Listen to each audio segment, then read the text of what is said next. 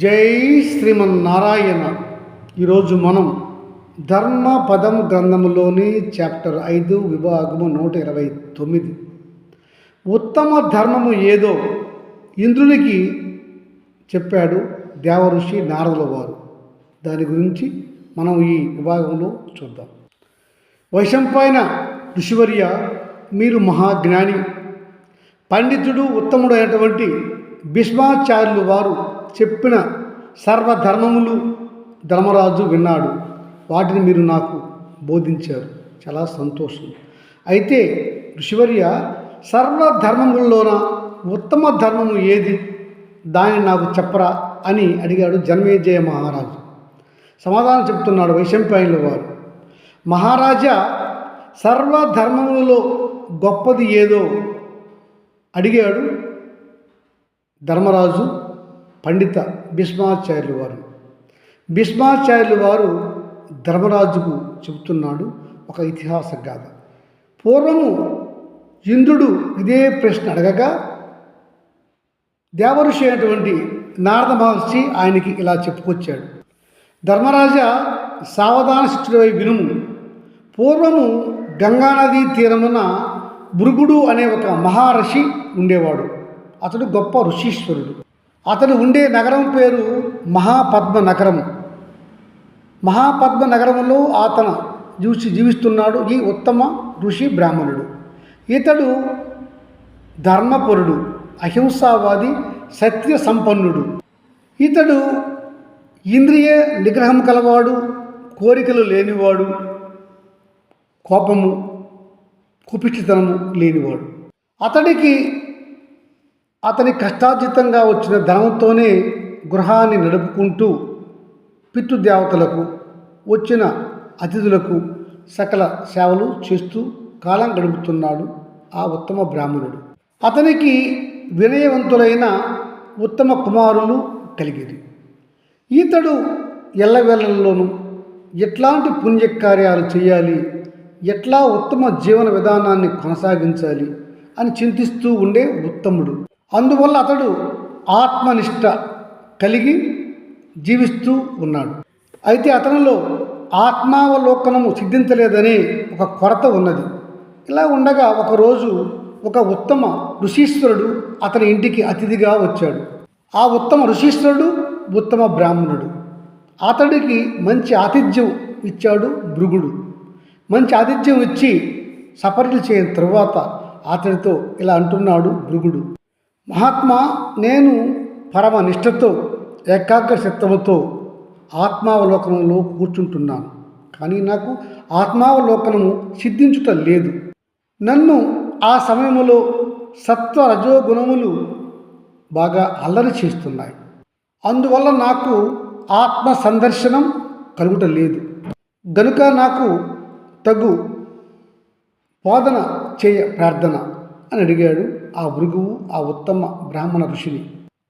ఓ భృగువు, నీవు ఉత్తముడివే.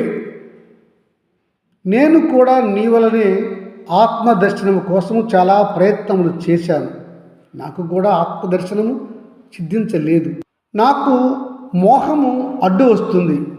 మరి ఆత్మదర్శనానికి సరైన మార్గము ఏదో. అయితే భృగు, నేను నా గురువు వద్ద నేర్చుకున్న జ్ఞానం ప్రకారము చెబుతాను, విను. కొందరు ఈ ఆత్మదర్శనాన్ని పొందడానికి ఉత్తమ బ్రహ్మచర్య వ్రతాన్ని పాటిస్తారు.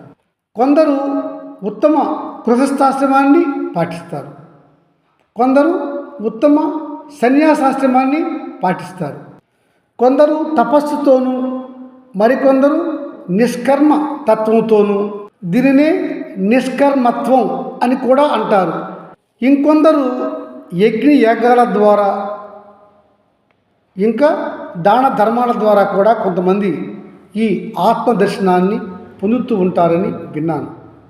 ఆ విధంగా చాలామంది చాలా రకాలుగా ఆత్మ సందర్శన చేస్తూ ఉంటారు. ఇంకా మా గురువుగారు చెప్పిన ప్రకారం అయితే కొందరు తమ తల్లిదండ్రులను దైవం కంటే ఎక్కువగా పూజించి వారి సేవ చేసి ఆత్మ సందర్శనం పొందుతారు.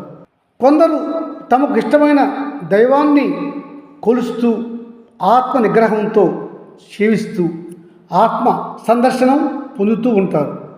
కొందరు మంచి నడవడికతోనూ ధర్మ జీవనంతోనూ ధర్మ పదవులో ప్రయాణించి శాంతి సత్యము అహింసలను పాటిస్తూ ఆత్మ సందర్శన చేస్తూ ఉంటారు.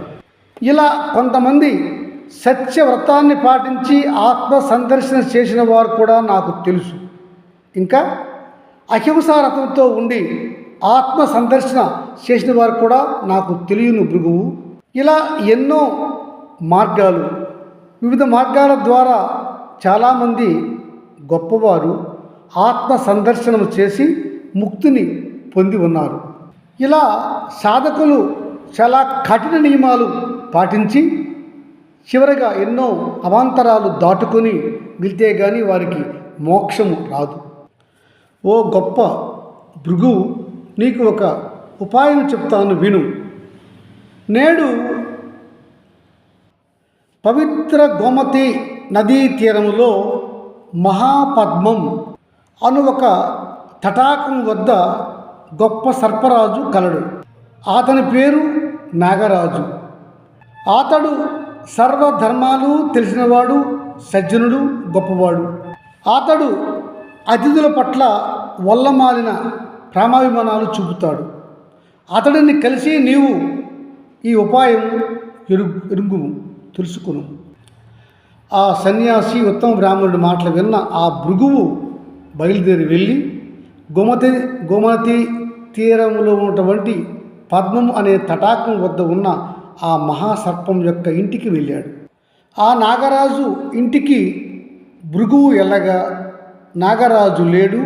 అతని భార్య వచ్చి అతడిని సాదరంగా గౌరవించి ఆహ్వానించి లోనికి పిలిచింది. అమ్మా నాగకాంత, మీరు నాకు ఎట్టి సేవలు చేయవలసిన పని లేదు. నేను మీ భర్త నాగరాజును కలవాలని వచ్చి తిని అని చెప్పాడు.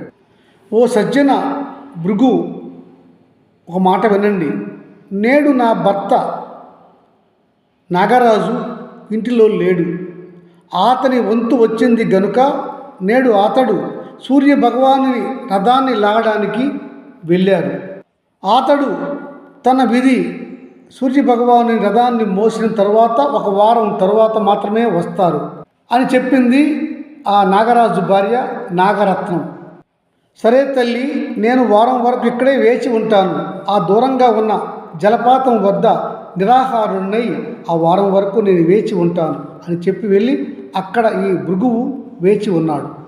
6 దినములు పోయిన తర్వాత ఆ నాగరాజు భార్య నాగరత్నము ఆమె యొక్క బిడ్డలు వెళ్ళి ఆ భృగువును కలిసి, మహాత్మా, నీవు నేటికి 6 దినములైనది, నిద్ర లేదు, హారము లేదు, నీరు కూడా తాగలేదు.